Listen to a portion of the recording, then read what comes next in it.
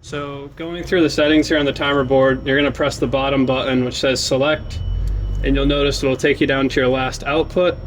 In this case, since it is a ACT 3-12 dust collector, we're going to leave our last output on 6 because there's 6 outputs. This controls the number of solenoids that are going to pulse across the bottom here. These terminals are numbered 1 through 6. So since there's 6 solenoids on the dust collector, we're going to have our last output set to 6. Now we're going to select our time off. This is your time between each pulse of clean air. This should be set at 10 seconds. Now we're going to press the select button again and go down to time on. Our time on is 100 milliseconds. That's how long the solenoid is open for the pulse clean, or the burst of clean air through the filters. Now if we press the select button again, it's going to go to high limit. Our high limit is set to 6. This is the point at which the pulse cleaning system will turn on. So when our differential pressure reaches 6 across the filters, it will activate the cleaning cycle automatically. Now if we hit the select button again, it'll take us down to low limit. Now this is how long the pulse cleaning cycle will run for. So right now it'll turn on at 6, and it will continue to run the cleaning cycle until it reaches 3 on the pressure drop across the filters.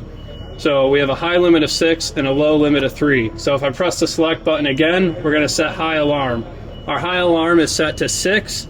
This is an alarm notification for when your differential pressure reaches that height. Now if we go to low alarm, it's set to 0.4.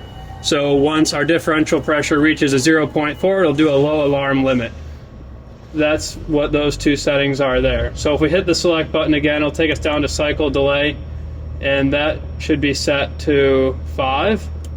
So we're going to increase that to 5, and then we're going to hit the select button again, and it'll take us down to downtime cycles. Downtime cycles is an important feature. If you have this wired in, there will be terminals across the top here. There's one titled DTCLN, and that will be jumpered to the auxiliary contactor on your motor starter, and then back to the common here on this bank of 6 terminals.